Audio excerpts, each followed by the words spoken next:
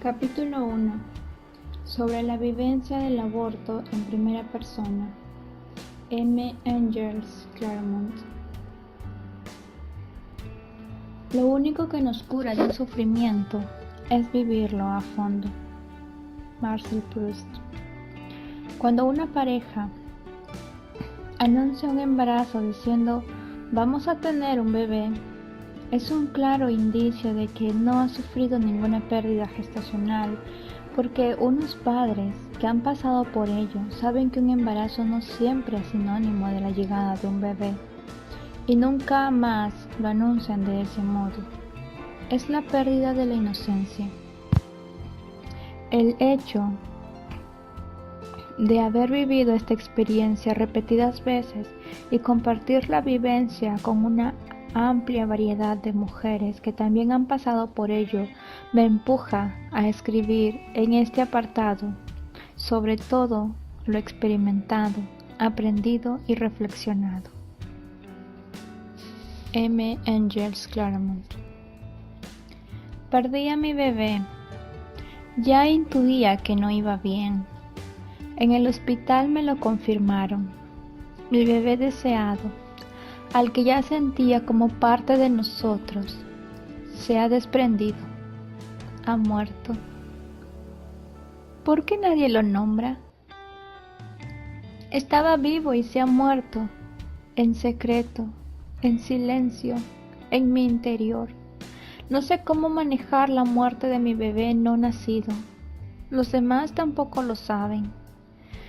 Esto no estaba en el manual de embarazada. Se sale del guión. No sé dónde encontrar apoyo porque siento que ni mi familia ni quienes me atendieron me comprenden. Me tienen que intervenir, dicen. Deben sacar los restos que ya están saliendo por sí mismos. No lo entiendo. No quiero que me intervengan. Es peligroso no hacerlo, dicen. ¿Mi cuerpo me pone en peligro sacando fuera de él a mi bebé que ya no crece? Lo he perdido. Se ha detenido, dicen. Se ha muerto, yo lo sé, pero nadie lo dice. Está siendo muy duro. Siento un vacío enorme. Estoy harta de las típicas frases de consuelo. Eres joven. Esto le pasa a muchas mujeres. Mejor ahora que más tarde. Ya tendrás más. Aún era muy pronto, etc. Sé que la gente lo dice con buena intención, pero me hacen más daño aún. Durante las pocas semanas que ha estado en mi vientre, me sentí tan contenta, tan ilusionada que doy gracias por ello y espero que este sentir mío le haya llegado de algún modo. No paro de analizar qué pasó, por qué ocurrió. Nadie lo sabe, pero me siento culpable de lo sucedido. Es como si hubiese entrado en otra dimensión donde veo las barrigas y los bebés enormes y todo lo demás pequeñito.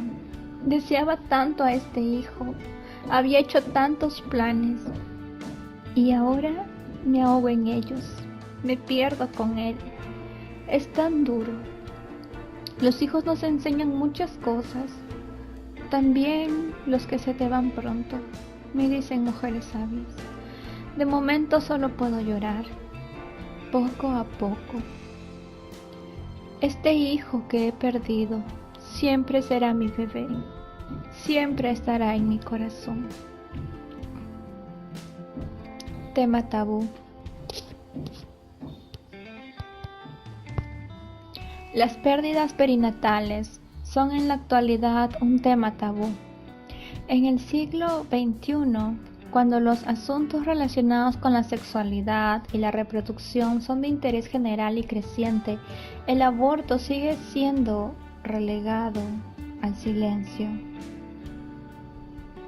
¿Acaso tiene mucho que ver con el hecho de que estamos hablando de muerte? El gran tema pendiente de nuestro tiempo. El aborto es sangre, dolor, sexo y muerte, es fracaso y nuestra sociedad teme. Intenta escabullirse, mirar para otro lado para deshacerse de la carga que estos conceptos suponen. El aborto es un tema que sigue relegado a la sombra. al terreno de los temas censurados de manera latente, al tabú. Esta indiferencia social hacia la pérdida perinatal ha impedido que las mujeres transmitan la sabiduría de su vivencia de generación en generación. Se ha escondido de tal modo que incluso en muchas ocasiones los hijos ignoran los abortos de sus madres. En la actualidad, en la era de la sexualidad abierta y supuestamente sin tabúes, se continúan escondiendo los abortos. Las mujeres cuentan sus embarazos exitosos, pero silencian sus embarazos truncados. Las parejas de estas mujeres, más todavía. Es sorprendente, por lo poco habitual, que una mujer cuente que ha tenido 3 hijos y 2 abortos, por ejemplo. En la importante exposición organizada por la Fundación Santiago de Exeus, Mujer, un cuerpo, una vida, que tenía como finalidad mostrar el universo femenino desde el punto de vista fisiológico, científico y social, no se trataba este tema. Y los padres han sido excluidos. Es como si la pareja no perdiera a su bebé porque no lo lleva en su interior. Está tan mal vista aún la expresión de sus sentimientos que los hombres no los exteriorizan y a su vez no son tenidos en cuenta. No se les pregunta cómo están, solamente por su mujer. Al ser considerado como enfermedad cualquier proceso de la sexualidad femenina, el aborto espontáneo, la menopausia, entre otros, se impide al cuerpo de la mujer y a su psique vivir de manera consciente estos procesos naturales, de modo que la aceptación y el crecimiento personal que entrañan se ven alterados por procedimientos medicalizados, por protocolos, y no se abordan desde la información a la mujer de todas las alternativas posibles, porque existe una especie de prisa por deshacerse de esta incomodidad. En un curso sobre parto fisiológico impartido por Michael Odens, el cirujano y obstetra explicaba que cuando se produce un aborto espontáneo, con el consecuente legrado, los médicos no se preguntan nada más. Vacían artificialmente el útero y bloquean el cóctel de hormonas que se ha puesto en marcha de forma natural. Se están anticipando a un hecho que venía o ya estaba ahí, con su consecuente secreción de oxitocina. Esta hormona tiene efectos en el comportamiento, pues cuando se inhibe, este se modifica. Se evita el torrente de hormonas naturales que intervienen en el proceso y se acentúa así el riesgo de una enfermedad importante para la madre, la depresión. La oxitocina que segrega el cuerpo de forma natural es un antidepresivo. La prisa es mala compañera de cualquier situación, y en esta especialmente porque la muerte vivida tan de cerca, vivida en tu propio seno, paraliza. El respeto a los tiempos de la mujer va a favor de un desarrollo del duelo más sano, de la aceptación, más en armonía con la fisiología, con nuestra naturaleza. Una pérdida perinatal casi nunca es una urgencia médica. En ambientes sensibles a los temas relacionados con la maternidad, también se da este tabú. Espacios donde se cuestionan intervenciones obstétricas de rutina, no basadas en la evidencia científica. Dejan de hacer preguntas de este tipo cuando se da el caso de que el bebé intrauterino fallece. ¿Se debe inducir inmediatamente el parto de un bebé muerto en el útero de su madre? ¿Se realizará la episiotomía por rutina para precipitar la salida del bebé? Cuando el bebé muere, no se cuestiona. La praxis se hace muchísimo menos. Respetar la fisiología en estos casos no tiene por qué descartarse de entrada. Y quizás es más importante que nunca para evitar a toda costa que queden heridas físicas, cicatrices externas. Las lesiones internas van a quedar con total seguridad y es importante evitar que reste cualquier otra. La máxima para las intervenciones obstétricas de todo tipo debería ser la que reinó en la célebre Escuela Oficial de Matronas de Madrid. no hacer daño. Una mujer que estaba buscando y preparando un parto natural tendría que poder procurarse esa misma atención cuando se encuentra en este terrible desenlace. Esa mujer se vio obligada a hacer una gran renuncia a su hijo y no debería tener que renunciar a nada más si no es por razones médicas basadas en la evidencia científica. La mayoría de las veces, pues, se prescinde de la sabiduría del cuerpo de la mujer para expulsar ese embarazo, que, por la razón que sea, no progresa, y el acontecimiento se vive sin vivirlo, con una rapidez antinatural, sin que la psique lo interiorice ni pueda procesarlo. Y sobre todo, porque en la mayoría de las ocasiones no se le ofrece a la mujer la posibilidad de elegir, debidamente informada de todos los pros y los contras, cómo quiere que se intervenga en su proceso de pérdida. Mi nombre es Natalia. El 30 de abril fuimos a hacer la primera ecografía de nuestro primer bebé. Todo iba muy bien. Estábamos radiantes y plenos de amor. En un momento dado, la doctora nos dijo que no iba bien y que el embarazo se había detenido. Yo no podía parar de llorar, no me lo creía. Ella nos daba las opciones de hacer un legrado o esperar. Inmediatamente sentí que debía esperar. Estuve 4 días tirada sin poder hacer otra cosa que llorar y pidiendo que saliera de mí. Al 4.º día empecé a sangrar y ya más tranquila sentí que podía recuperar la confianza y que no quería pasar por una intervención. Llamé a mi ginecóloga particular, que iba a llevar todo el embarazo. Desde el primer momento me apoyó y me explicó que los abortos pueden ser tan naturales como el embarazo. Nos vimos y su gran apoyo, es un ángel, me devolvió la tranquilidad. Me explicó que no hay prisas ni peligros, que el cuerpo sabe cómo hacer este trabajo y me recomendó esta página. Hizo una ecografía y el bebé está aún allí, aferrado. Ayer estuve lista por primera vez para hacer mi ritual de despedida. Me despedí de mi bebé. Le dije que estaba preparado para dejarlo marchar y que su papá y yo siempre lo íbamos a amar. Que no tuviera miedo porque su alma siempre iba a estar en nosotros, siendo parte de lo que viniera a partir de ahora.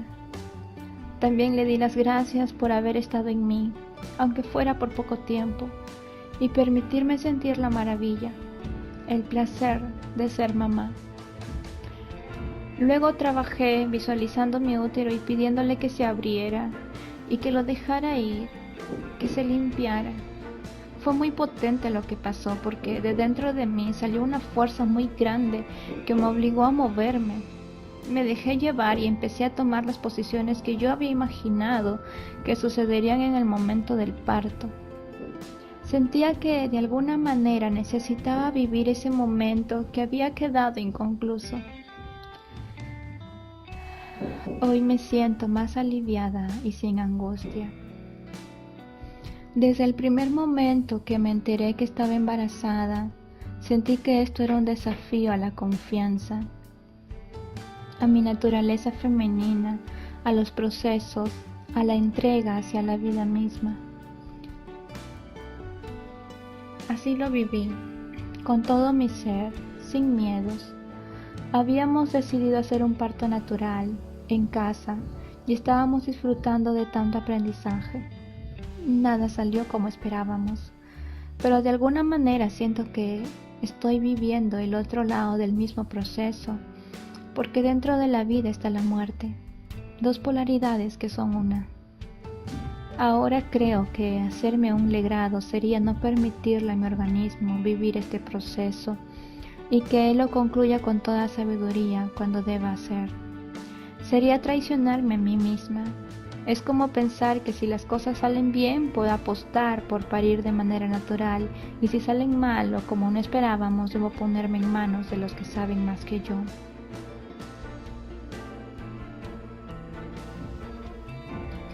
También siento que todo esto es un desafío a la paciencia, porque de alguna manera todos declaran que debes ponerte bien rápido.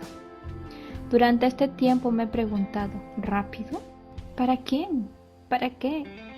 Siento que este dolor no se irá rápido, ni creo que haya que pretenderlo y tampoco es un proceso que se pueda cerrar de un día para otro. No puedes sentirte embarazado un día y al otro ya está, todo pasó. Siento que es un duelo y simplemente hay que vivirlo y estar muy consciente de lo que necesitemos, estar a la escucha de nuestra alma. Hoy me siento tranquila, llevo 8 días de sangrado, aún no se ha desprendido, sigo esperando. He leído las informaciones de la página y han sido de gran utilidad, me han afirmado en mi decisión. Gracias. A veces dudo sobre cuánto debo intervenir. No sé si ayudar con acupuntura o algo de homeopatía o simplemente seguir confiando y dejar solo a mi organismo. Ahora siento que necesito un poco más de ánimo y apoyo para pasar esta espera. Así es que si alguna tiene información, rituales o lo que sea que piense que me pueden ayudar, estoy abierta a sus consejos. Desde ya, muchas gracias por estar y compartir. Siento que estos encuentros nos ayudan a todas y entre todas contribuimos a que nuestra alma se sienta mejor. Natalia. Sin preparación previa. Hemos oído muchas veces que nuestra sociedad no se prepara para la muerte, como denuncian cada vez más insistentemente desde los grupos de apoyo en el duelo. No se educa para la muerte, no está en el currículum. En el caso de las muertes perinatales tampoco, aún menos si cabe, porque es el momento en que el interés máximo está en el otro extremo, el afán de dar vida. Es altamente significativo que los libros dedicados a preparación para el embarazo se olviden de este tema cuando es parte de él. Leemos a menudo que 1 de cada 3 concepciones termina en pérdida. Con este dato sería como para tenerlo en cuenta. Las excepciones se cuentan con los dedos de una mano en la bibliografía referida al embarazo. Embarazo seguro, libro de gran éxito y reconocimiento, escrito por 2 comadronas holandesas, es una de estas excepciones. Dedican todo un capítulo a este tema.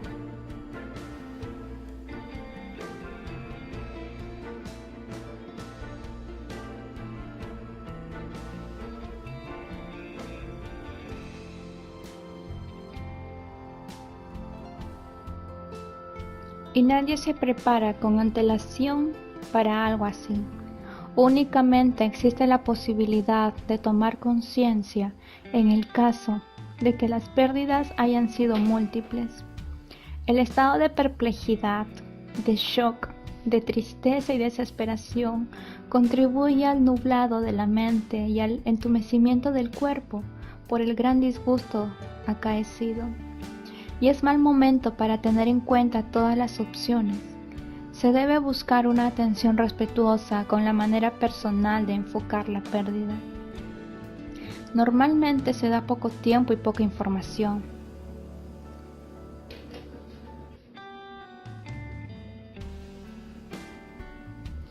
Todos sabemos que se pasa mal en un aborto, pero es cierto que sufres mucho más innecesariamente porque las personas con las que tratas no hablan, no te informan, no te escuchan, se limitan a seguir un protocolo y ya está. Y yo digo, por Dios, somos seres humanos.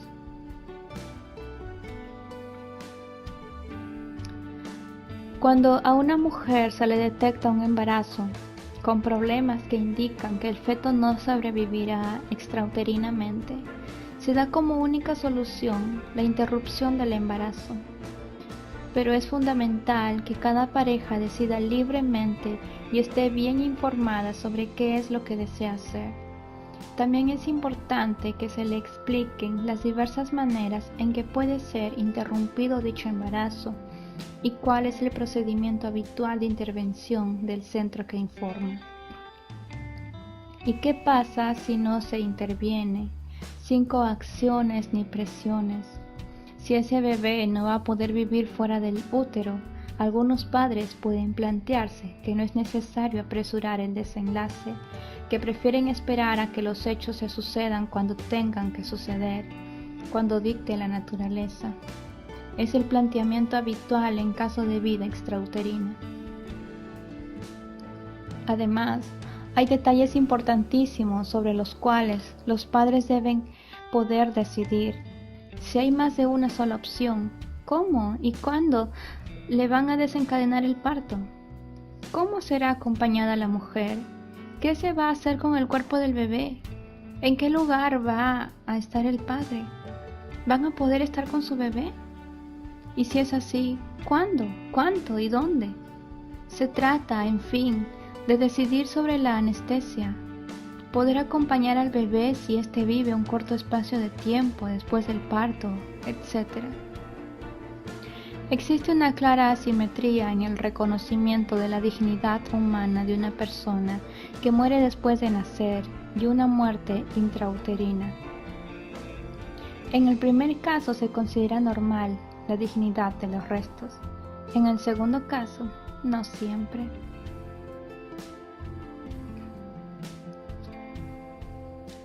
Cuando empecé a sangrar tan fuerte, con unas contracciones dolorosas y seguidas, tratamos de recoger los coágulos en un bote de los de orina que tenía en casa. Porque al día siguiente tenía revisión del 3er mes de embarazo. Estaba en el bidé cuando cayó un coágulo grande con algo pegado a él. Se me rompe el corazón al recordarlo. Era mi bebé, tan pequeñísimo, como de gelatina, pero se podía intuir formas humanas en tan diminuto ser, cabeza, tronco, extremidades y unos puntitos negros en los ojos. ¡Qué impresión! Cuánto lloré con mi pareja. Estaba destrozada, pero en el fondo tenía la esperanza de que, habiendo recuperado ese embrión, se podrían saber por fin las causas de mis pérdidas, o al menos de esa, y a eso me agarré. Cuando al cabo de unas horas fuimos a mi ginecólogo con el bote, lo abrió, miró por encima lo que contenía, se dirigió al lavadero, abrió el grifo y le vi la intención. Pegué un grito desesperado. Iba a tirarlo desagüe abajo. No me lo podía creer. Alarmado por mi reacción, volvió a depositarlo en el bote y me dijo que si lo quería, que ahí lo tenía. A mí se me vino el mundo encima porque se me esfumaba la esperanza de que lo que con tanto dolor había expulsado y recogido no sirviese para nada. Y era tratado de aquel modo ante mis ojos. Y sigo sin entender nada, porque resulta que con los avances actuales encuentran un pelo en el lugar de un crimen y pueden saber millones de cosas de su propietario, mientras de un embrión completo en su tiempo de gestación no saben nada. No me lo explico. Poder enterrar esos restos fue un ritual que me ayudó mucho en esos momentos. María.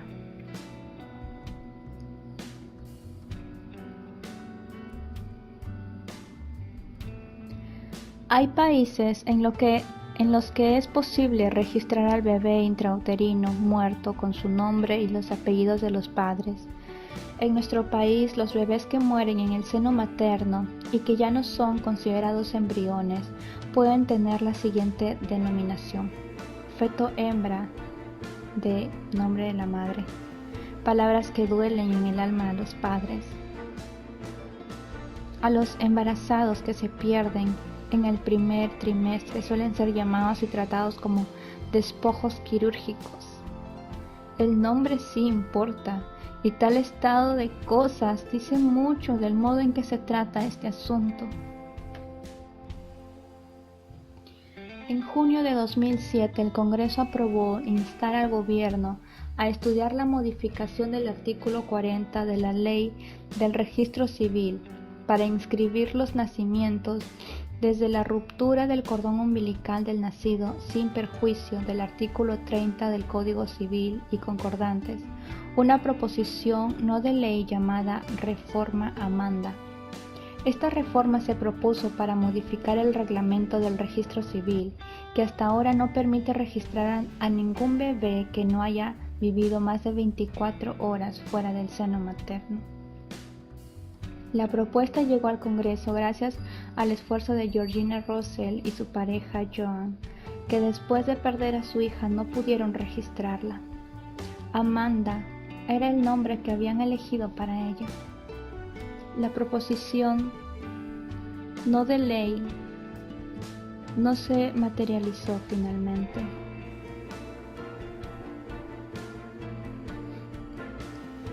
La falta de reconocimiento de la dignidad humana de los niños fallecidos en el vientre materno dice mucho sobre la realidad cultural y social, pero también es reveladora a nivel jurídico. Claudia Carvajal habla de vulneración de los derechos de los padres y de atentado contra la dignidad de las personas que murieron en el vientre materno.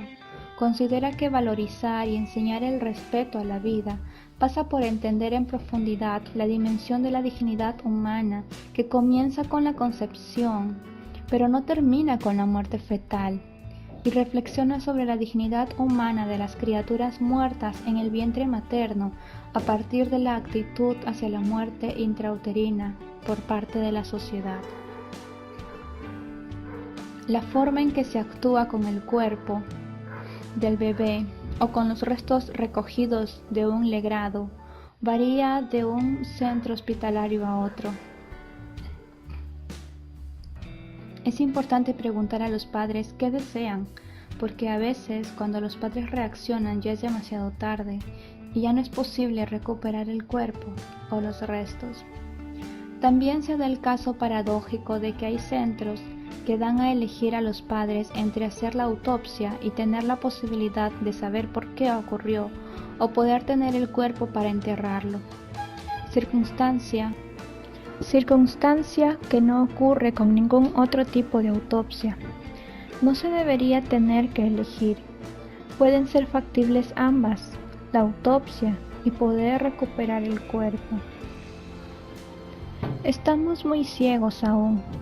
Ahora que desde el principio del embarazo podemos saber cómo es el feto, con ecografías súper definidas.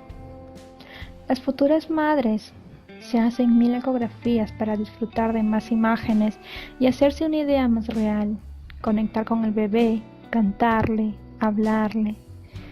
Ahora que podemos saber todo esto, cuando hay una pérdida, se niega, no se quiere ver. No se tiene en consideración para hacerle un entierro digno. ¿Con qué nos guiamos? ¿Dejamos el instinto de madres para aferrarnos al Código Civil que dice que no es esa persona hasta no sé cuándo? ¿Morir antes de nacer es morir menos? Jesús.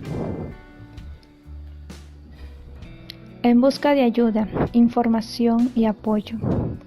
Por todo lo expuesto hasta ahora, es lógica la constatación de que, como tema tabú que es, hay pocos espacios donde se aborde la pérdida de manera integral, desde lo fisiológico, lo emocional, con información detallada y puesta al día, como requerirían las parejas que pasan por ello, o quienes tengan necesidad de informarse por razones profesionales o por proximidad, porque la pérdida ha sucedido en su entorno cercano, a familiares, etc. Por lo que respecta al lugar más solicitado y con información más al día de nuestro tiempo, Internet, también se evidencia esta falta de espacios que traten el tema a fondo. Muchas madres, en busca de ayuda, información y apoyo, se encuentran con que la ambigüedad del término aborto las conduce a montones de páginas dedicadas a defender o denunciar el aborto quirúrgico, también llamado voluntario, pero poco hayan referido a lo que ellas buscan: Algunas lenguas, como el inglés o el francés, designan de modo distinto el aborto espontáneo del provocado. Muchas de las páginas se dedican a defender o denunciar tal práctica desde posturas políticas, religiosas, morales, aspectos que nada tienen que ver con lo que busca una madre que ha perdido espontáneamente un bebé deseado. En español tenemos un término único para ambos casos, y cuando no se especifica, sobreentendemos que se habla del provocado. En los medios, cuando tratan el aborto, no se refieren casi nunca al aborto espontáneo. No es noticia, no se habla de ello. Y en nuestra época, lo que no aparece en los medios es un claro indicio de que no interesa y por tanto no existe. Por poner un ejemplo ilustrativo en prensa, escogemos La Vanguardia del 3 de diciembre de 2018. Una noticia pequeña en portada anunciaba: un 10% más de abortos. ¿El fracaso de la prevención? Podríamos pensar que habla de abortos espontáneos, que se podrían prevenir con cuidados especiales de la madre o quizá con medicamentos surgidos de investigaciones revolucionarias. Ojalá esto fuera motivo de atención de los medios de comunicación y de los estudios científicos. No. La noticia, como queda especificado en el interior, habla de la IVE, interrupción voluntaria del embarazo. Merece una mención especial, por excepcional, el reportaje Duelo por el bebé que se fue al nacer, publicado en el periódico El País. Pueden encontrar este reportaje en internet.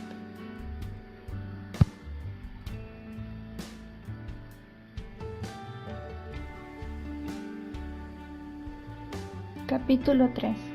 Intervención psicológica y apoyo emocional en fallecimiento de bebés intrauterinos y extrauterinos.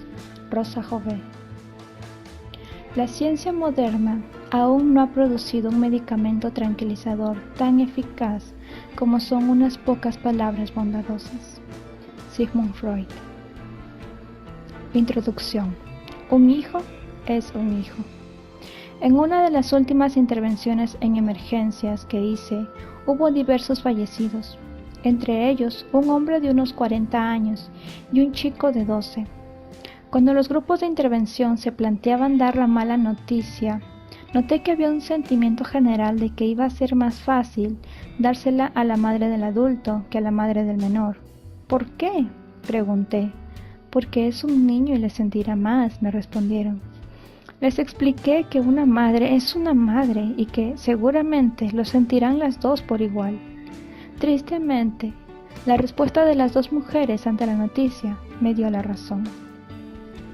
Algo parecido nos pasa cuando hay que dar la noticia del fallecimiento de un pequeño a sus padres. Si éste no ha nacido, pensamos que el dolor será menor que si ya lo hemos tenido con nosotros. Y la verdad es que no depende solo de eso, sino de la vinculación, de lo que cada madre o pareja establece con su hijo. Y hay padres que esos lazos los establecen muy pronto, y padres que, desgraciadamente, no los establecerán nunca. Muchas madres reproducen en los foros frases duras de consuelo que les han dicho, del tipo: no te preocupes si aún no está formado, como si el dolor dependiera de eso. Robert Neymeyer, en su libro Aprender de la pérdida, cita el siguiente testimonio. Mi esposa y yo tuvimos un hijo que murió hace 40 años, cuando solo tenía 3. La muerte de Mary, nuestra hija mayor, a los 52 años, el año pasado, está siendo igual de difícil para nosotros, o incluso más. No importa la edad que tiene un hijo cuando muere, no deja de parecer un terrible error que tus hijos mueran antes que tú. Jack, 71 años. ¿Cómo acompañar a la familia en el trance? Nos duele el dolor de los otros y por eso intentamos que no lo expresen, pero ocultándolo no vamos a hacer que esa persona tenga menos dolor. ¿Cuántas veces en emergencias, ante una persona que expresaba su dolor, he oído por parte de los profesionales de la salud: ¿quiere que le pinche algo? Ese algo, normalmente un tranquilizante, provoca más problemas, puesto que el dolor no cede, y cuando la persona vuelve a su estado natural, siente el mismo dolor con el sentimiento de culpa de no haber podido estar al 100%. Imaginen por un momento el ejemplo que explicaba anteriormente, que justo antes de saber la muerte de su madre, entraran en coma. Al despertar, al cabo de un año, ¿no llorarían igual la muerte de su madre? ¿Cuántas personas, al volver de un viaje, se han enterado de la muerte de un conocido sucedido ya hace tiempo y lo sienten igual que si lo hubieran sabido el primer día? El hecho de ignorar o retrasar el dolor no va a hacer que no se dé. Lo único que sucede es que no se da cuando estamos nosotros, y eso nos va bien, porque nos causa menos problemas. Hemos de saber estar y acompañar en esos momentos. Actuación profesional. Las actitudes y conductas del personal asistencial tienen consecuencias directas sobre la familia y sobre el estado emocional de la madre en el momento y a largo plazo. Las quejas más frecuentes en madres sobre la actuación profesional es que notaban que los miembros del personal médico no estaban, es decir, que se las dejaba solas mientras tenían a su hijo o que las evitaban. Entre los profesionales de la salud que atienden a las madres, enfermería y auxiliares, que han sido alguna vez estudiados u objeto de análisis, también reconocían adoptar conductas de evitación. Ver alumbrar a una mujer, un bebé fallecido, les generaba ansiedad. Puedo entender a esos profesionales, porque solo ven en aquel acto una intervención de muerte, sin futuro y cargada de dolor emocional que les angustia, porque les hace sentir impotentes y sin utilidad en aquel trance. Si pudieran ver el amor de esa madre y lo mucho que los necesita, seguramente se animarían más a participar y a estar presentes, pues verdaderamente son necesarios. Las actuaciones pueden variar según el momento de la muerte o la edad gestacional de la madre. En el caso de fallecimiento de bebés intrauterinos. A. Sucedidos fuera del entorno hospitalario. Suelen ser gestaciones de pocas semanas en las que las madres explican la finalización de su embarazo con frases como: empecé a sangrar y lo perdí, o fui al baño y noté que salía, que se caía. Generalmente sucede de modo rápido e inexplicado, por lo que se vive como un momento de gran incertidumbre y con incredulidad por parte de la madre, a quien conviene darle seguridad. Los pasos a seguir son: 1. No hay que dar una mala noticia, puesto que la madre ya lo sabe, pero como más pronto o más tarde acudirá a un centro médico, deberíamos continuar con los mismos pasos que ya explicamos una vez que ya se sabe la noticia. Posibilitar las reacciones emocionales y acogerlas. Posibilitar y responder a todas las dudas que puedan surgir. Dar información de los hechos futuros para transmitir seguridad y posibilitar una adecuada toma de decisiones. 2. En caso de que conserven los restos y los muestren al facultativo, debe tenerse en cuenta que han de ser tratados con el máximo respeto. Serán recogidos y acogidos con cuidado y observados con interés y respeto. 3. Se debe considerar la posibilidad de realizar una autopsia o algún tipo de prueba para buscar la posible causa. Eso puede ayudar a la madre para otra ocasión o a otras madres en una misma situación. Es importante que los profesionales que son reticentes a hacer este tipo de pruebas por considerar que no aportan mucho, sepan reconocer que, aunque es cierto que muchas veces no se sabe por qué se producen estos casos, el hecho de que no se sepa no quiere decir que no puedan llegar a saberse si se estudian más. 4. Se preguntará a los padres qué desean hacer con los restos y se respetará su decisión. También puede pasar que usted haya pedido explicaciones y que no se las hayan dado, con lo que es posible pensar que lo que ha pasado es tan atroz que no se lo quieren contar o que han perdido la confianza en usted para explicarle cosas. Sea como sea, nada bueno va a pensar. Debemos aprender a enfrentarnos al tema de la muerte y el duelo en niños para evitar errores como los ya explicados. En general, deberíamos evitar las siguientes conductas y pensamientos. 1. No hablar con los niños o darles explicaciones porque, total, son pequeños y no se enteran de lo que pasa. Esto es algo que debemos evitar. Punto número 2. Hablar con metáforas e historias increíbles que en muchos casos no aguantan el mínimo análisis infantil. Tu hermanito ahora es un ángel. Tu hermanito se ha ido al cielo y está mejor. Los niños tienden a la fantasía muchas veces, pero no son tontos. Punto número 3. Evita excluirle de la situación. En muchos casos se lleva al niño a vivir a otro sitio mientras dure el proceso y cuando vuelven queremos que, a pesar de tener una situación diferente de la que dejaron al marchar, no pregunten y se adapten como si nada hubiera ocurrido.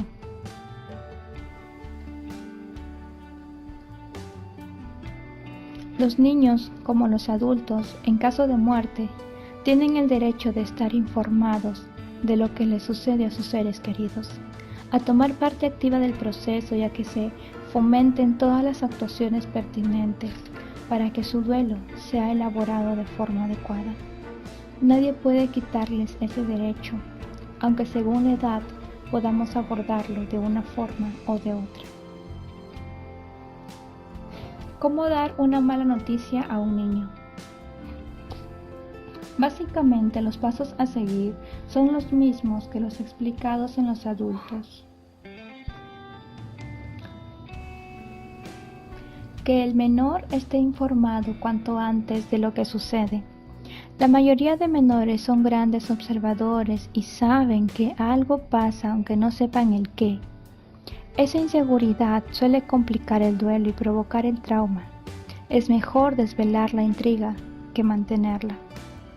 La persona que debe dar la noticia ha de ser alguien cercano al menor, un padre, un tío, un maestro, con quien tenga una vinculación importante. El papel de los profesionales será preparar a esa persona para que lo haga adecuadamente, siguiendo los puntos que vienen a continuación. 1. Buscar un lugar que, en la medida de lo posible, sea tranquilo, íntimo y que cree confianza. El discurso debe ser breve y adaptado al nivel del menor. Frases sencillas como "tu hermanito ha muerto" son mejores que largas explicaciones. Lo único que podemos hacer después es averiguar si ha entendido bien el alcance del mensaje y resolver sus dudas o explicar el concepto de muerte si no lo tiene claro. En general, para dar una noticia de muerte hay unos conceptos que deberían quedar claros para todos los menores, aunque la forma de explicarlos dependerá de la edad del niño, como veremos después. Estos conceptos a los que me refiero son: A. Irreversibilidad. Cuando nos morimos, no volvemos. A veces los niños creen que la muerte es reversible, porque en los cuentos siempre hay un hada que vuelve la vida o un beso que despierta a la bella durmiente. Eso hace que esperen el regreso de la persona muerta y que pregunten por ella. En los casos en que las familias sean religiosas y crean en otra vida, pueden explicar esa idea, pero dejando bien claro que en este mundo la muerte es irreversible.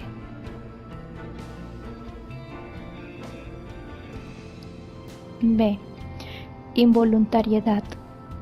La persona que se ha muerto no quería abandonarle. Si su hermanito hubiera podido elegir, se hubiera quedado con él.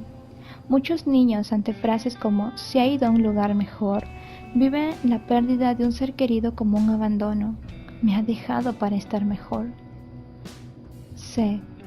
No funcionalidad. El cuerpo cuando muere deja de respirar, de comer, ni va al baño, ni siente frío o dolor. Los niños suelen hacer preguntas como: mamá, ¿quién le da de comer al hermanito?